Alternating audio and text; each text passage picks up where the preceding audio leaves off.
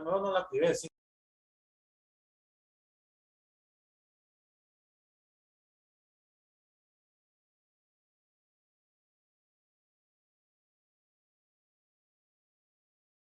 Bien.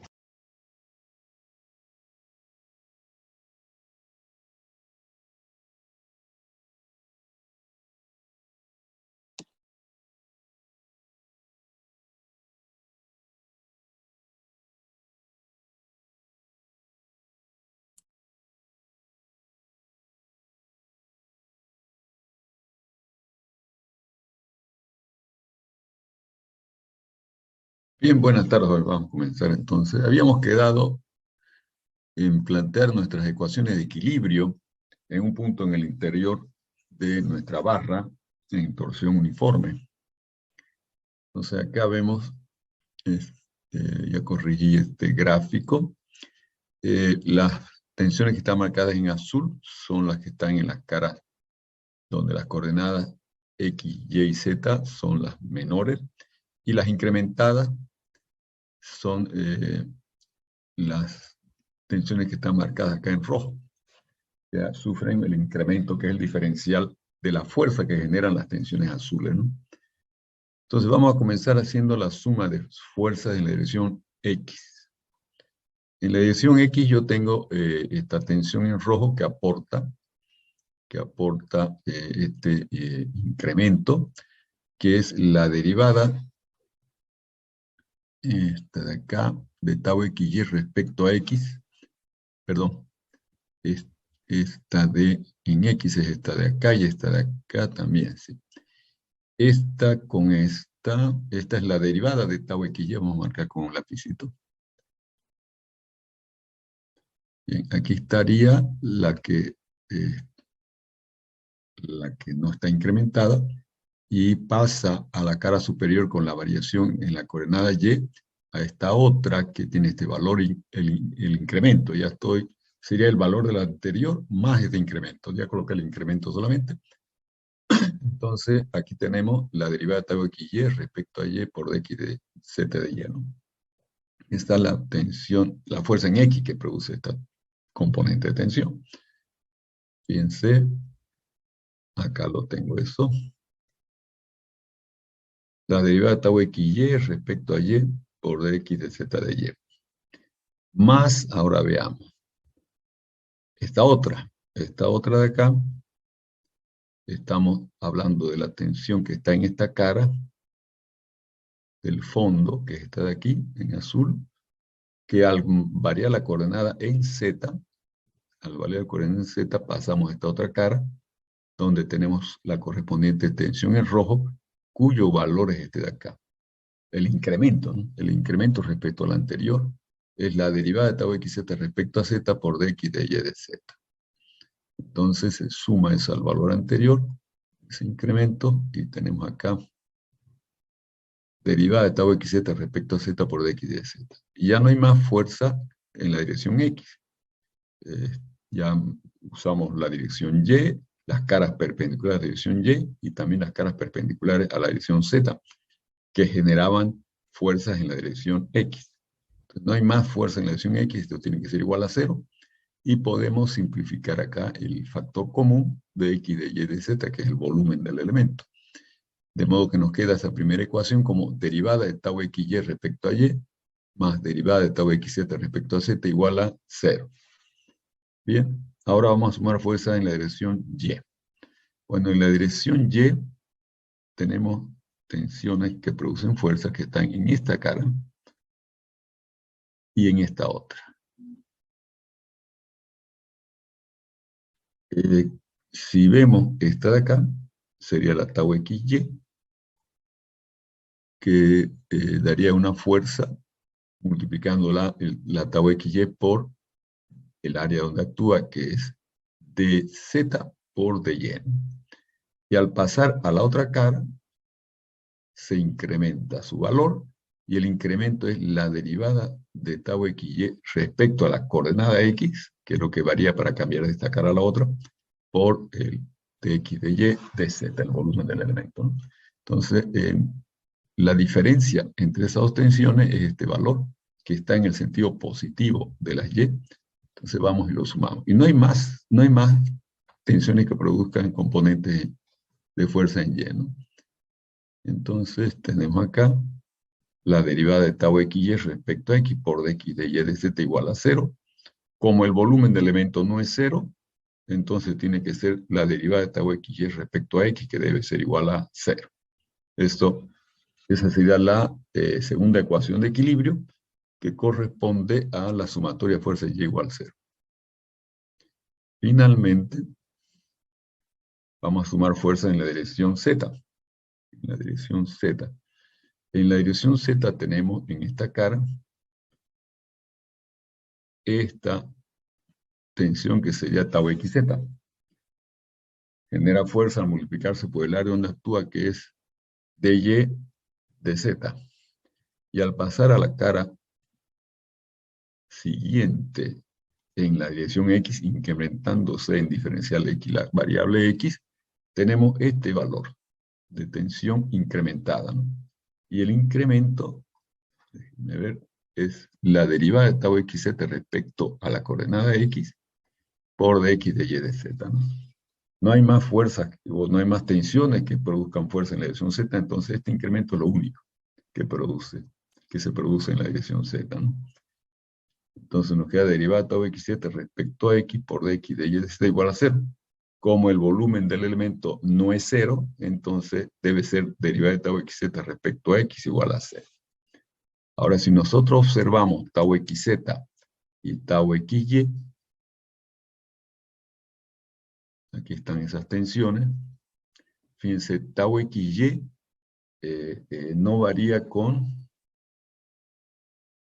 x. Tau xy no varía con x. Entonces, cuando derivamos respecto a x, esto da 0. Y por lo tanto, aquí yo tengo una identidad simplemente. 0 idéntico a 0. Entonces, no es una ecuación, en realidad esto es solo una identidad. Veamos ahora la otra de tau xz, suma de fuerza en dirección z, que nos dice que derivada de tau xz respecto a x es igual a 0. Entonces veamos tau xz. Tau xz no varía tampoco con x. Entonces cuando yo derivo tau xz respecto a x me da 0. Entonces tengo acá otra identidad, no una ecuación, sino otra identidad. 0 idéntico a 0.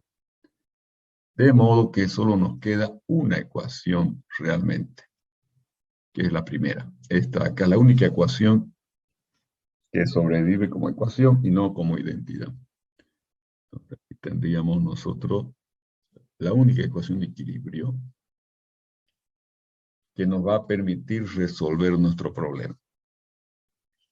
Entonces, sobre esta ecuación de equilibrio vamos a meter las expresiones de tau xy y de tau xz que tenemos arriba descritas, ¿no? Y entonces nos va a quedar así. G' por la derivada segunda de la función de Alaveo de Saint-Venant. Aquí está. G', que es factor común acá, ¿no? Ajá. Estamos derivando tau xy respecto a y. Entonces nos va a quedar G' por la derivada segunda de la función de Alaveo de Saint-Venant respecto a y dos veces, menos 0, ¿no? Es lo que está escribiéndose acá. G' por la derivada segunda de la función de Alaveo respecto a y dos veces. Más ahora, la otra es la derivada de tau xz respecto a z. Aquí tenemos tau xz, la derivamos respecto a z y nos va a quedar G' por la derivada de la función de Alaveo respecto a z dos veces, derivada segunda, ¿no? Respecto a z dos veces más 0. Entonces ahí es que se factoriza el G' y queda G' que multiplica la derivada segunda de la función de Alaveo respecto a y dos veces, más derivada segunda de la función de Alaveo respecto a z dos veces igual a 0. Como estamos igualando a 0 y G' no es 0, podemos cancelar y entonces nos queda la derivada segunda de la función de Alaveo respecto a y dos veces más la derivada segunda de la función de Alaveo respecto a z dos veces igual a 0. Esta es la llamada ecuación de Laplace, una ecuación conocida porque modela varios problemas de ingeniería, entre ellos el de torsión uniforme, ¿no? Entonces esta es la ecuación que nosotros debemos resolver para obtener nuestra función de Alaveo. Entonces ya no es tan simple encontrar la inercia-torsión, porque para encontrar la inercia-torsión yo debo conocer esta función de Alaveo. Y para conocer esta función de Alaveo, en nuestra sección transversal, yo debo resolver la integral, esta que es una integral en derivadas parciales de segundo orden, ¿no? Nuestra ecuación de Laplace. Bien, pero esta ecuación requiere de condiciones de contorno.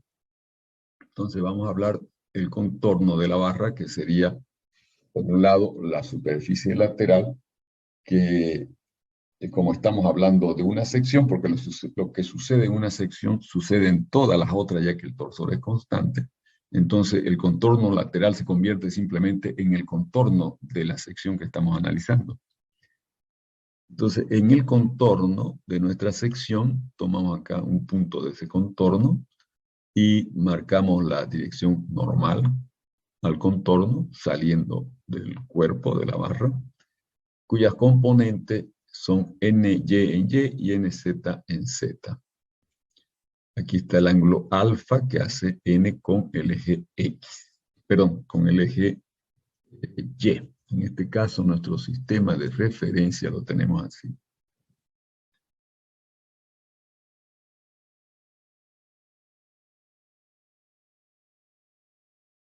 Tenemos Z, entonces,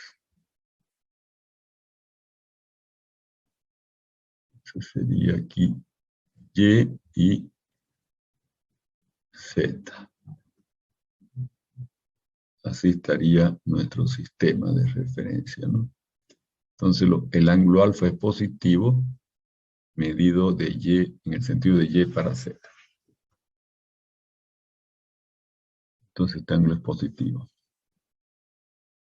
El que hace N con el eje Y de nuestro sistema de referencia en la sección transversal. Bien, la condición es que en el contorno lateral, la fuerza superficial impuesta, la rayita arriba sobre la fuerza superficial indica que es una fuerza superficial impuesta, o sea, como carga, tiene que ser cero, porque la única carga está en la sección transversal y son tensiones cortantes tau XY y tau XZ, ¿no? Bien. Entonces, esa condición de que la fuerza superficial TDN sea igual a cero, la escribimos acá. Sabemos nosotros que TDN es igual a T por N, ¿no? T por N.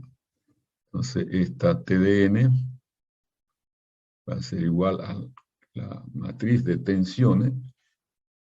Como la tensión normal aquí es 0. Luego tenemos tau XY. Luego tenemos tau XZ, ¿no? Luego tenemos acá tau XY. Por simetría de la matriz de tensión, aquí es tau XZ. 0 tensión normal. Tau X, tau YZ es 0. Tau ZY es 0. Y sigma Z es 0, ¿no? Esa es la matriz de tensiones y la N que tiene componentes solo en Y y en Z. Entonces en X su componente es 0. En X es, perdón, en Y, NY. Y en Z es NZ, ¿no? Entonces el producto, este producto me va a dar lo siguiente. Fila por columna 0, me quedaría tau XY por NY. Tau XY por NY. Más tau XZ por NZ.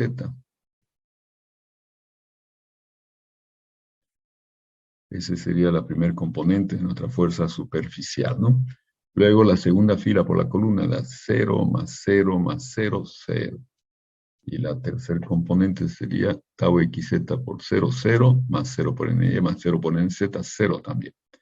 Y como esto tiene que ser igual a 0, entonces, o sea, vector nulo, ¿no? Porque la fuerza superficial es vector nulo, entonces esto acá tiene que ser igual a 0. Y es lo que hemos escrito aquí. La componente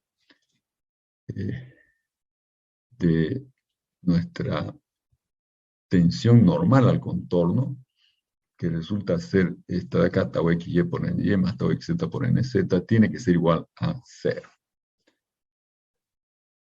Bien, esa es la condición de contorno. Entonces vamos a introducir las expresiones de tau xy y de tau xz en términos de la función de Alaveo. Entonces, tau xy es igual a esto, y tau xz es igual a esto, ¿no? Y nos queda entonces multiplicado por g', obviamente, cada uno, ¿no? Entonces nos queda, cancelando el g', derivada de la función de Alaveo respecto a y menos z por ny, más derivada de la función de Alaveo respecto a z más y por nz, ¿no? Y menos z por ny. Esa sería la expresión que queda, cancelando el g'. Entonces, veamos. Organizando esto después de cancelar el g', voy a tener ny por la derivada parcial de la función de Alaveo respecto a y, más nz por la derivada de la función de Alaveo respecto a z. Ese producto lo estoy desarrollando acá, en cada uno de los paréntesis, y estoy dejando en el lado izquierdo de mi expresión estas derivadas de la función de Alaveo multiplicadas por las correspondientes componentes de n. Y el resto lo paso al otro lado. Entonces, menos z por ny pasa a ser z positivo por ny. Y más y por nz pasa al otro lado como menos y por nz. Y entonces tenemos acá una interpretación para esto. ¿Alguien se recuerda de cálculo 2? ¿Qué representa la derivada de la función phi esa de Alaveo respecto a y por ny más la derivada de la función phi respecto a z por nz? ¿Alguien sabe? Esto es la derivada direccional. Esta es la derivada de la función en la dirección de la n en el contorno.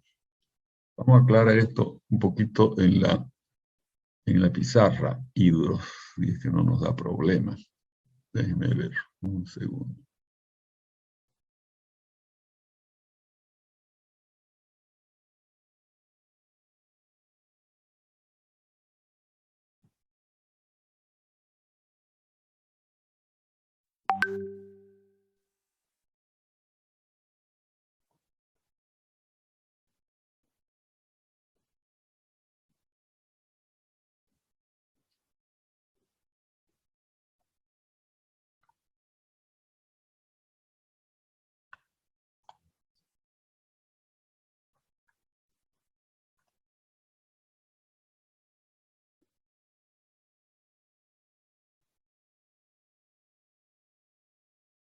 Bien, veamos nuestra pizarra de elasticidad.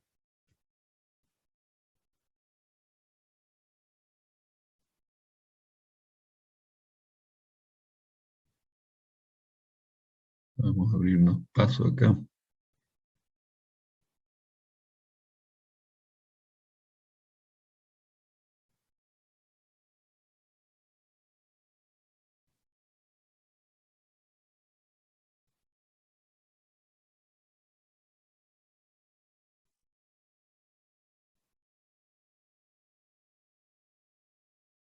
Bien, entonces, veamos, tenemos nosotros una sección de forma cualquiera, sección transversal, ¿no?, de nuestra barra.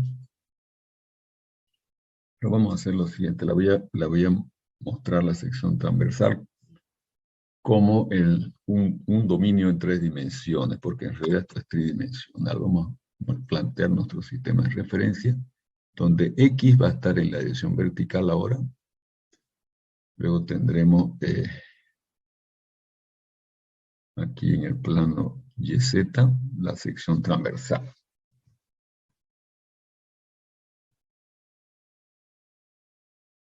La sección transversal. Esa es la sección transversal de la barra.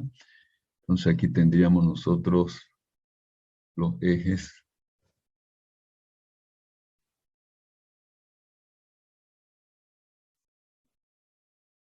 X, Y, y Z. X, Y, Z. Bien. Nuestra función varía con Y y Z, ¿no? Entonces la función de alabeo, fíjense, esta es la sección transversal de la barra. La barra estaría así, ¿no? Orientada con su eje hacia arriba. El eje. Bien. Entonces esta sección descansa en el plano YZ. Bien. Vamos a cambiar de color.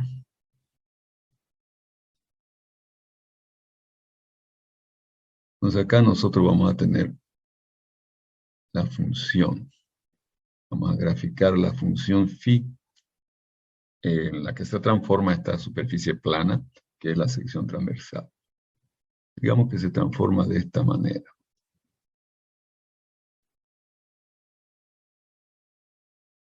Esa es la superficie en la que se transforma la sección que era plana, ¿no? Esta es nuestra phi de YZ, que es la función que queremos evaluar. Bien. Entonces, vamos a tener acá un punto del contorno aquí. Un punto de contorno acá. Arriba. Entonces, fíjense ustedes.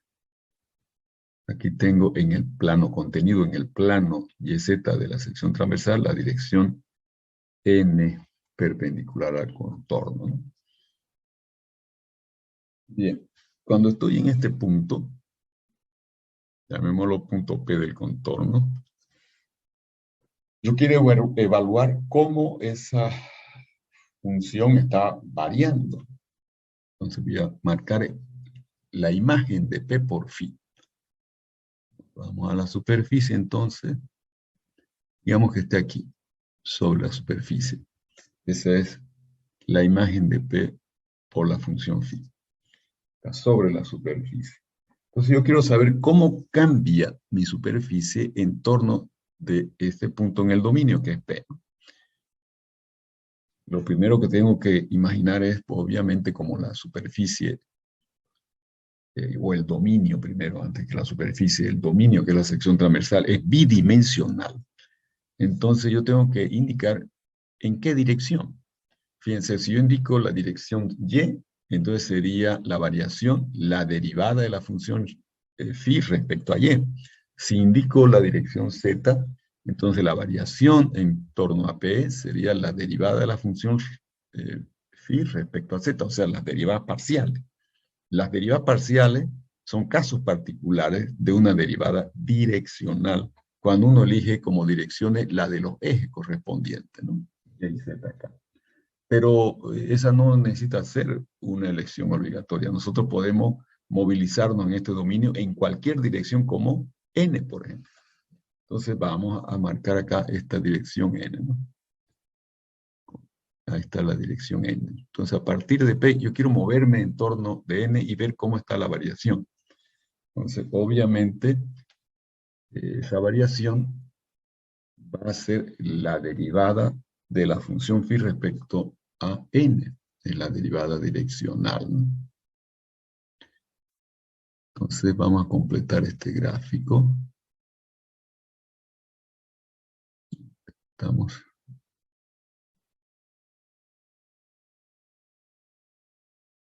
Bien. Vamos a tomar un plano que corte a nuestra superficie según la dirección N. Este es un plano que obviamente contiene al punto la imagen de P, ¿no? Por fin. Entonces, en ese plano ese plano intersecta la superficie en una curva, ¿no? Intersecta la superficie en una curva, digamos que sea esta la curva. Digamos que sea esta la curva. Entonces aquí ya yo estoy en el caso típico del cálculo 1, digamos. Tengo esta curva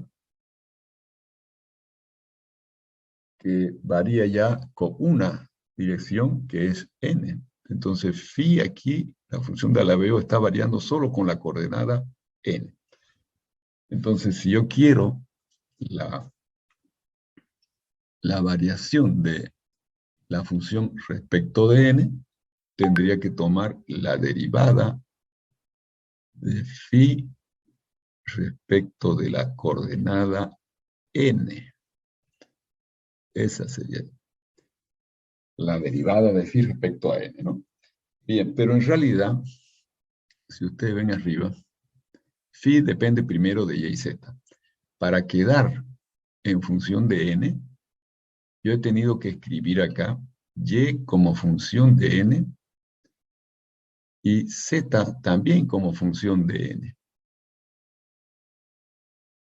Entonces, cuando yo derivo phi respecto a n, tengo que recordar que las variables iniciales eran y y z, que a su vez son funciones de n, y aplicar entonces la regla de la cadena.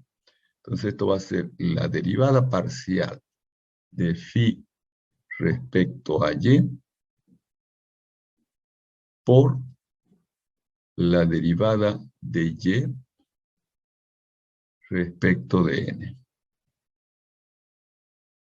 más la derivada parcial de phi respecto a z por la derivada de z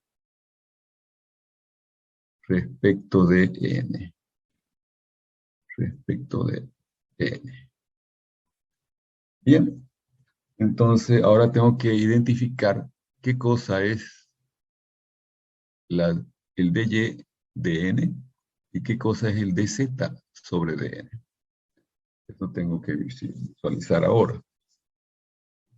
Esto ahí. dy sobre dn y dz sobre dn. Vamos a ver si lo tengo eso acá.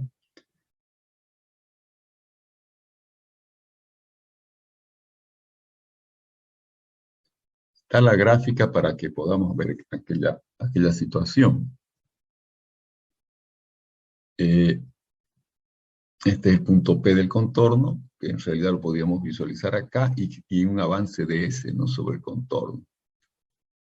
Bien, entonces acá el ángulo alfa, si lo visualizo en este triángulo, como el arco de S es un arco muy pequeño, entonces se puede despreciar su curvatura, y esto lo vemos como un triángulo rectángulo, donde la hipotenusa tiene longitud de S, y los catetos son de Z, y el valor absoluto de Y, que como dy acá es negativo, es menos de Y, ¿no?, el valor absoluto. ¿Por qué dy es negativo?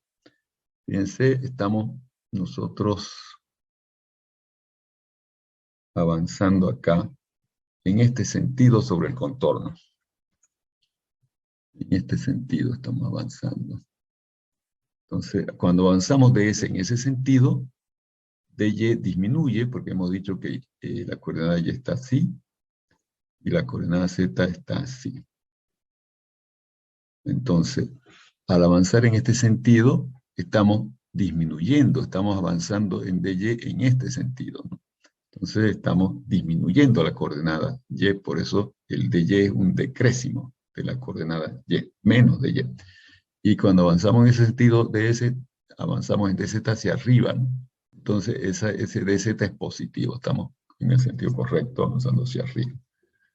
Pero como yo quiero visualizar dz y dy como magnitudes de estas longitudes, más bien de estos catetos, entonces los tengo que tomar en valores absolutos. El valor absoluto de y, que es negativo, es menos de y, y el valor absoluto de dz, que es positivo, es solo dz, ¿no? Entonces veamos el coseno de alfa. Segundo. Veamos qué es el coseno de alfa.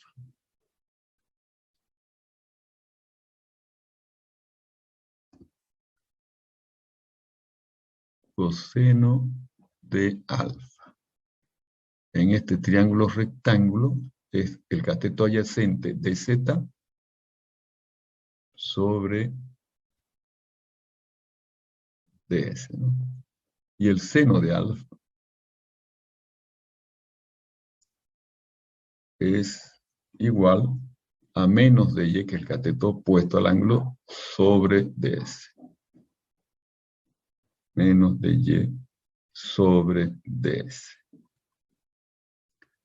Bien, pero si nosotros verificamos alfa acá como el ángulo de inclinación de la n, entonces como la n es un vector unitario, el coseno de alfa es ny. Entonces dz de s es ny, y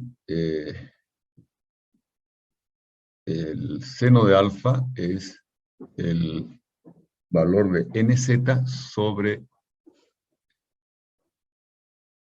1, que es la dirección de n, ¿no? nz, entonces. El seno de alfa es nz. Entonces, directamente tenemos esta relación. dy sobre ds es igual a menos nz y dz sobre ds es igual a ny, ¿no? Ahora, si vemos acá nosotros,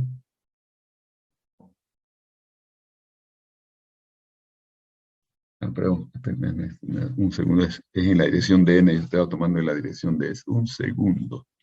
Vamos a hacer una observación acá en el gráfico este. Este de acá no sirve, pues tomé la derivada respecto a s y es respecto a n, perdón. Entonces vamos a cambiar esto.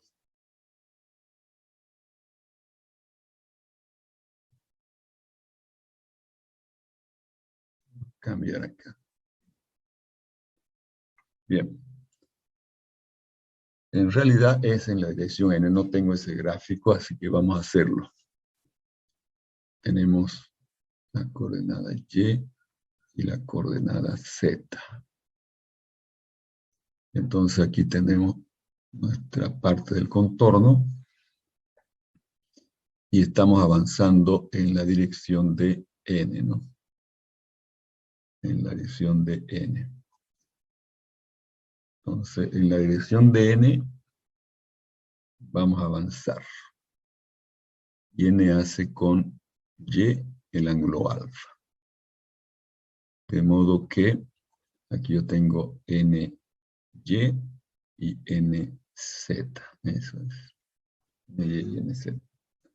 Entonces, cuando yo avanzo desde cualquier punto en la dirección de n, vamos a tomar este como el punto P. A partir de ese punto P avanzo en la dirección de n. Entonces tengo acá un diferencial de la coordenada n. Entonces, ese avance en la dirección de n, vamos a poner mejor más claro. Ese avance en la dirección de n va a producir un avance en la dirección de x y en la dirección de y. Va a producir un dy, perdón, dy y un dz acá. Dz, ¿no? Y resulta que el coseno de ese ángulo alfa, coseno del ángulo alfa, es igual a ny, ¿no? A ny. Y ahora, el coseno del ángulo alfa también va a ser igual a dx sobre dn. Esto va a ser igual a dy sobre dn. Visualizando este pequeño triangulito, ¿no? Donde tenemos acá dy y aquí está el ángulo alfa. Entonces el coseno de alfa es dy sobre dn. Y el seno de alfa que va a ser igual a nz, la componente en z de n, se toma observando este pequeño triángulo con la hipotenusa de n como cateto opuesto sobre hipotenusa. Entonces, dz sobre dn. Ahí está, dz sobre dn. Entonces, ¿qué es dy sobre dn? Es ny. ¿Qué es dz sobre dn? Es nz.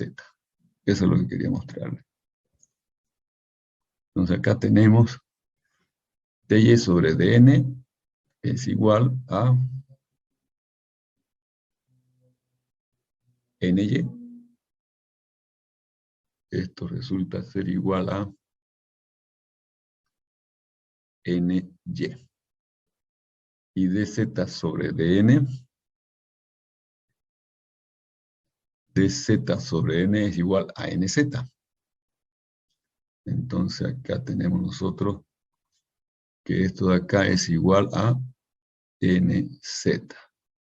Y entonces está nuestra expresión final, derivada de phi respecto a la dirección n, igual a la derivada de phi respecto a y por ny,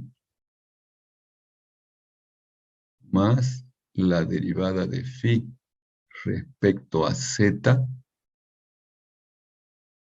por nz. Esa es la fórmula de la derivada direccional. Entonces, si n se toma como y, viene a ser derivada parcial respecto a y. Si n se toma como z, entonces va a ser derivada parcial respecto a z. Pero podemos tomar cualquier dirección en n como en este caso, ¿no? Entonces acá tendríamos, vamos a borrar esto.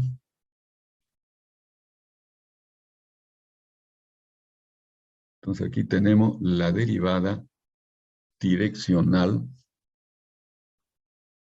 de phi respecto a n. Y eso es igual a z ny menos y nz. Entonces la condición de contorno es esa derivada direccional respecto a n de la función de la BO, que tiene que ser igual a z por ny menos y por nz. Entonces es una complicada condición de contorno, ¿no? Esta condición de contorno para la función de la BO hace que sea más difícil, un poco difícil encontrar la solución de la ecuación diferencial. Y por otra parte, como la condición de contorno aparece como una derivada, entonces al final vamos a tener que imponer una condición adicional para obtener una única solución, porque aquí quedaría abierta todavía con esa derivada direccional como condición de contorno la función. Habría infinitas funciones que difieren en una constante. Entonces, para obtener una solución única, yo tengo que dar el valor de phi en algún punto del contorno o imponer la condición, no sé si lo puse acá, imponer la condición de que esta de acá, de que el volumen de nuestra función de la BO sea igual a 0. O hacemos eso o imponemos el valor de phi en algún punto en el interior de la sección transversal para ya tener una solución única de la ecuación diferencial. Entonces, hasta ahí ya está el plan bien planteado el problema de Seimenan. Tenemos la condición de contorno, tenemos la ecuación diferencial, aquí estaría escrita la ecuación diferencial, su condición de contorno, y entonces, si ponemos nosotros un punto, en un punto del valor de phi, tendríamos solución única, ¿no? Normalmente nos interesa que ese punto sea el centro de corte, donde la función de la BO debe valer 0. Y ahí, bueno, el tema del centro de corte que interviene acá, centro de fuerza cortante. Bien, ya no nos queda menos de un minuto. Entonces, la próxima clase continuamos con el avance. Denle una mirada al PDF que está en la plataforma para ver qué dudas les han quedado